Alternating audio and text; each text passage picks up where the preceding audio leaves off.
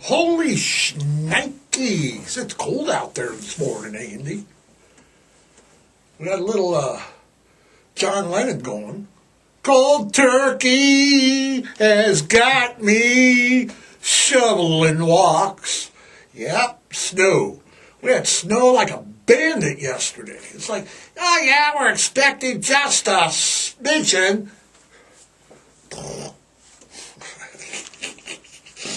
What was it, Andy? What, when we got here this morning? Speaking of cold, what? 9? Number 9. Number 9. Number 9. Little Beatles there. Seriously. It's January. It's the middle of January in Montana. Did you think it was going to be 50 through the whole winter? Did you think we were going to be like that? You are seriously mistaken. And Andy, because it is mid-January, okay, in Great Falls, and it's below zero, that can only mean just one thing. What? Winter? No, not winter. It's the Montana Pro Rodeo Circuit Finals this week. Yeah, they are. They are here. Some bad boys. They're in town Thursday, Friday, and Saturday. Starts at 7 this week. I swear to God, Andy, I swear to God, ever since I moved to Great Falls, okay, back in the 90s, back in the early 90s, it's been freaking 1,000 degrees below when the rodeo comes here to Great Falls every winter. I don't care if the day before the rodeo, look at the forecast. It's going to be like 40 on Wednesday. By Wednesday night, it'll be like 2. And then the whole time the rodeo is in town, it's going to be below 0. 50 below, the rodeo must be in town. Rodeo in town? It's 50 below. Is it a coincidence, though, Andy? No, I think not. I think it's somehow some kind of conspiracy to bring sub-zero temperatures every year to Great Falls. I think that I think it's them badass steer wrestling cowboys that have something. Can you imagine wrestling a steer? Big old horns. Is there a ref and you got a wrestling pad, you get a takedown and an escape, and then you go for the pin? Is that how it works? The steer wrestling? I don't know. Do I look like a steer wrestling guy? Do I look like the steer wrestling type? No, I don't. It's all seriousness aside, though, the Great Falls, it's the Montana Pro Circuit Rodeo Finals. Okay, so Montana Pro Rodeo Circuit Finals. Basically, you're going to see the best of the best of the Montana Cowboys champions crowned this week for 3 nights now. I told you it's Thursday, Friday, and Saturday. You're going to be able to see some of the top athletes in that genre compete. And they do bareback riding, where they jump on a horse without a saddle, and then they do saddle bronc riding, and then of course like steer wrestling, and they team roping, breakaway roping, tie down roping. Geez, Andy, what the hell you don't say? Roping, rolling, keep them doggies rolling, ride. I mean, come on. Barrel racing, bull riding, Bull riding. Who the hell came up with bull riding? I mean, what, you were drunk one night or, sitting around saying, hey, let's get on that. And how much do they weigh a ton? I mean, they're like 1,800 pounds of raging Cajun bull. That ain't no bull, man. That ain't no bull. And they don't want you there. The bull doesn't want the cowboy on there.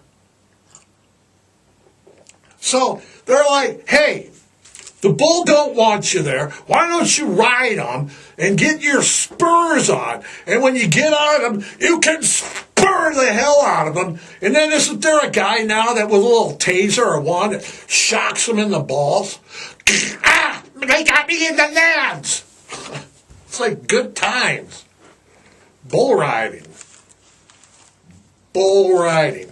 So anyway, I mean, Jesus, Andy, we got bare knuckle boxers, and we got MMA fighters, we got hockey players where they play on concrete with knives on their feet. You got football players. But in none of them sports do you have to wrestle a bull. Or do you? I mean, it is like, Kai Stewart, you have to wrestle a bull when you fight? It's like, what the hell, man? Yeah, I'm bored. Let's go wrestle a bull. And we're done. We'll get a team and rope stuff. Now, how does that work, Andy? Is it a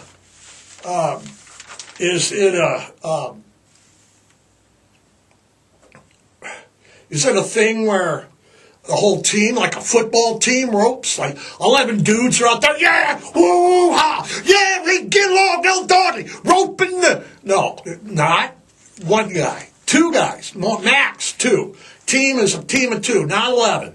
So you don't have a defensive line out there roping, okay, just to make sure, okay, and saddle bronc and bareback bronc are different, okay, and all right, you got one hand hanging up there.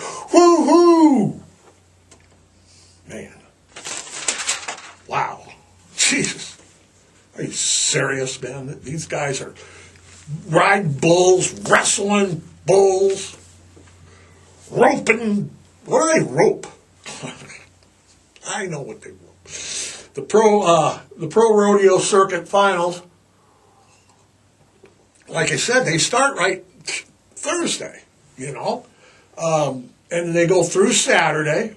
It's right over there at the Montana Expo Park over on at the fairgrounds on the west side. Like I said, they start every night at 7.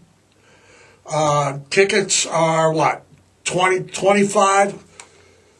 Tickets are $25 and $30. $30 are for like the good goal, 40-yard line seats, first, third baseline seats, and 25 are just the regular seats. So, man, wow. It's a yearly thing. It always brings sub-zero temperatures. Now, Andy, will there be cowgirls there? There will be. Cool, plenty, he says, plenty of cowgirls.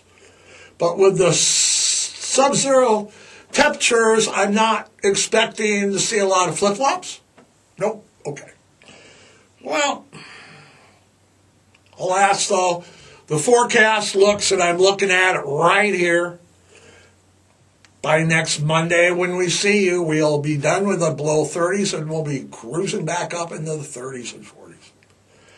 Is that convenient that when the rodeo is here, it gets cold? I swear, man, there's a conspiracy. I swear they're like, yee-haw, let's bring a cold wave in the Great Falls. Woo-hoo! Get along, little doggy. I'm the rootinest cowboy at this side of the Pecos. I'm not. All righty then. However, let's go now. Let's get. I mean, the rodeo's in town. The Montana Pro Circuit Rodeos is in town Thursday, Friday, Saturday. There are going to be a lot of tourists in town. Bars will be booming. If you're into the rodeo, get out and go to it. But today is January 8th. And that's only one thing I can say. Wake up, it's goddamn game day! That's right. It's game day. Holy mackerel, I've been waiting for this day since 1997. Okay? That's the last time we were here. Okay? That's right. You know, we're talking in about 9 hours here. Okay? In about 9 hours in, what is it, the NRG Stadium in Houston, Texas. In Houston, Texas, the number one undefeated Michigan Wolverines Hail, hail the Michigan. Okay? And they're going to take on the number 2 in the nation, Washington Huskies, who are also conveniently undefeated. It is the last 2 undefeated teams in the country in the division. Okay? And not only is it the last 2 undefeated teams, Andy, but it's the last of the 4-team format of the college football playoff. Next year, we're going to go to a 12-game playoff. We're going to have conference alignments. People are moving into the Big Ten. They're moving into the SEC. They're moving into the ACC. A good time for some of the smaller FCS teams that are really good to maybe consider jumping up. It's more money, more scholarships. Every line. Andy, throw up the line this morning for the Michigan line this morning. The early line, and we are. What are we at? About 20 after the hour right now? Okay. The early line, 10 minutes, whatever, has Michigan a 4.5 favorite. And the over-under is 56.5. For those that don't understand what that is, the over-under is a betting line. It has been set at 56.5. When you bet, you say, do you think the game will be over 56.5 total points or under 56.5 total points? Okay? The line right now, the betting line is favoring under. If you remember, the Michigan-Alabama game was a 27-20 game. That would have been 47. That would have put them 9 points under this over-under. So, as of this morning, Michigan is a 4.5 point favorite on a neutral field with the 56.5. Now, both teams are looking for an outright national championship. Like I said before, as Michigan shared their national championship in 1997 with Nebraska, and the last time that Washington, how did that happen? So before I go any further, how did that happen? Before the BCS, there used to be 2 pools that voted at the end of the year. The coaches pool and the writers and broadcasters and the press and everybody else's pool. Okay? In the year that Michigan won the national championship, the writers and the sports people and everybody else said Michigan was the number 1 team. The coaches poll said Nebraska was the number 1 team. They shared the title. In my opinion, the only reason that they said that Nebraska shared it was because Exactly. Tom Osborne's last year, they wanted him to go out in style. The last time that Washington Huskies won the national title, they also shared it with the Miami Hurricanes. And that was in 1991. Okay? So both of them are looking for an outright title. Both will be their first in a while. I think it's going to get harder with the conference. The Big Ten is a killer. You got Michigan, Ohio State, Penn State, USC, Oregon, Washington, Iowa, Wisconsin. I mean, they're all in the SEC. They're adding Texas and Oklahoma. So it's going to be harder, I think, when they move to 12. It'll be easier to get in.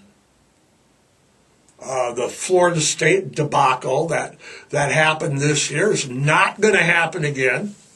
But it'll be like the NCAA basketball tournament when they put in 64 teams and the sports writers and casters argue for a week about, who didn't get in. Well, they got 64. Yeah, but number 65 was deserving. Yeah, but they were frickin' at brunch.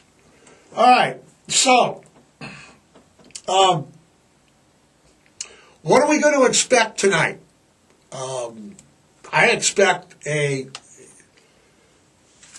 like I said last week, these teams are going to be so good that I don't think we're going to see blowouts.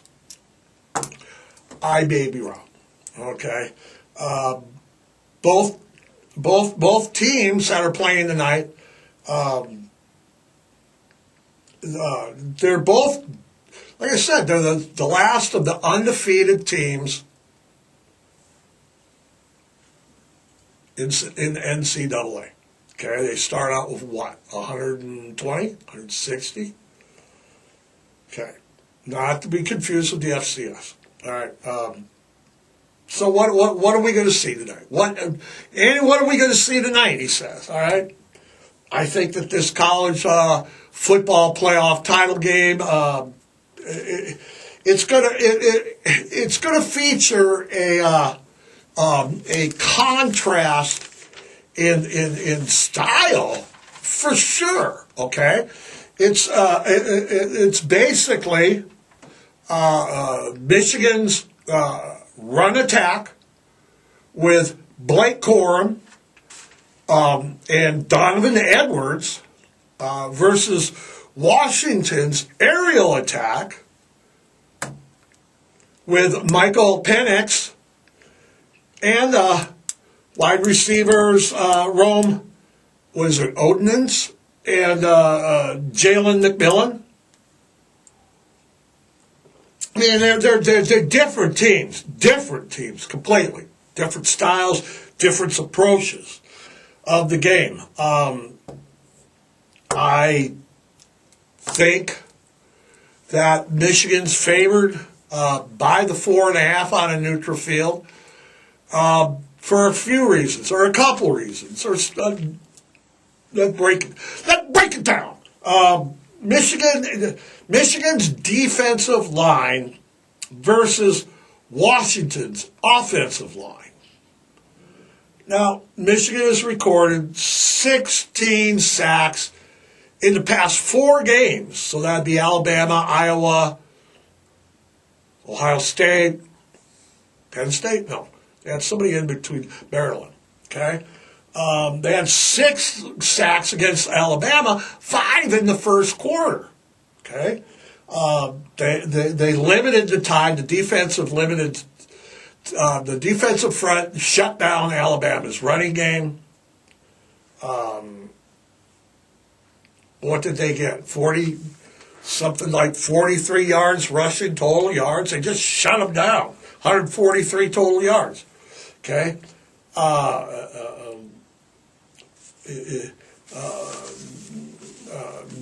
Michigan has if they want to win, they're going to have to keep the pressure on Michael Penix.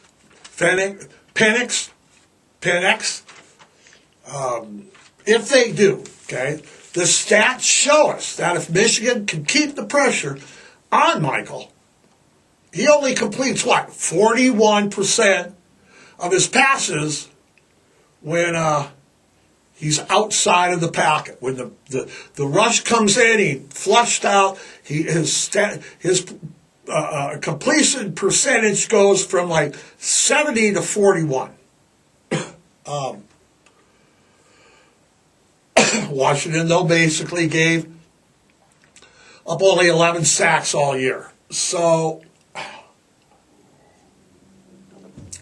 something has got to give. Okay? Statistically speaking, I don't know. They like I said, they're close, man. They're really close on paper. Okay. The game plan for Washington, on the other hand, if Michigan keeps up the pressure like they have all year long, now you got to remember that Michigan's rated defensively one of the top in the country. So the game plan for Washington offense then has to be a kind of a short passing game. They're going to have to spread the Michigan secondary, and they're going to have to protect Michael Penix at all costs. They cannot, if they give up 5 sacks in the first half like Alabama did, the game is fucking over. Did I say that? Did I say that word? It's over. Okay. They have to protect him at all costs, because Washington's running game, with the running back's been hurt. He's not a stellar running back anyway. I don't think that the Washington running attack is much of a threat for the Wolverine defense. I mean, that's their selling point now. On the flip side of that, okay, on the flip side of that, you got Washington's going to spread the secondary, try to do the short passes, try to keep the ball out of Michigan's hands. But Washington, I mean, they have to withstand the run, okay, the Michigan run, which is something that I don't think they can do. Okay, Michigan's bigger, they're faster. I just don't think that they can do it. The Michigan rushing offense, you have to remember, it's a different kind of an animal. Okay, it's the Wolverines rarely. Okay, if you've watched them all year like I have, they rarely break off long running plays.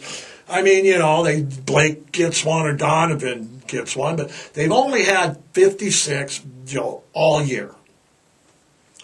No, they don't want big, long running plays. What Michigan wants to do is they want to bludgeon their opponents to freaking death. With Blake Corum left, Blake Corum right, Donovan Edwards left, and now it's a huge veteran, physical front line. Both teams are extremely well coached, okay? But I've always said, and Andy, I've always said that whenever it comes up, that defense wins championships. Okay? And on paper, the Wolverines are ranked 1, and then the Washington Huskies are ranked 83rd in defense. Okay? Defense wins championship. The Wolverines are the top, like I said, the top team in the nation, allowing only 240 yards per game. Phew, that's stingy. Scoring defense, they're only allowing 10 points per game. And they've got 38. Why does that 6 look like an 8? 38 sacks on the year. Phew. They're bigger. They're faster.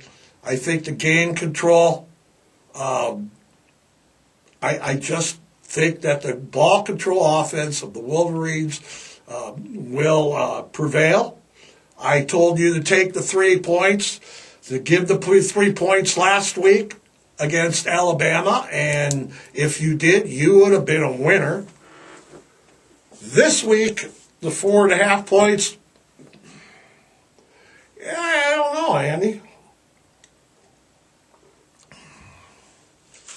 I don't know about giving the 4.5 this week. I think it'll be a close game. I think Michigan will win it. I think they're going to win it just on the defensive side of the ball. And offensively, I think they're going to just beat the heck. They're going to beat the heck out of them. So I can't wait. It's like I said, 9, looking at the clock right there, it's like 9, not even 8-something hours. Got a few rare errands to run. Going to kill some time today, eat up some time. 5:30 Eastern time. ESPN. Okay. Andy, before we go. All right. We were talking earlier, it's getting cold. We're going to have sub-zero weather. We're going to have deadly, dangerous weather. And it never, ever, ever fails. That every year when we have our first cold snap, everybody, I lost my dog. My dog got out. God damn it. Don't be losing your dogs. Don't be letting your dogs get out. It's 30 below. When it gets this cold out, I go out with my dog. I put on some shoes, throw on a coat, go out there and make sure everything's okay. I check my gates, make sure they're locked so he doesn't get away, and I don't leave him outside.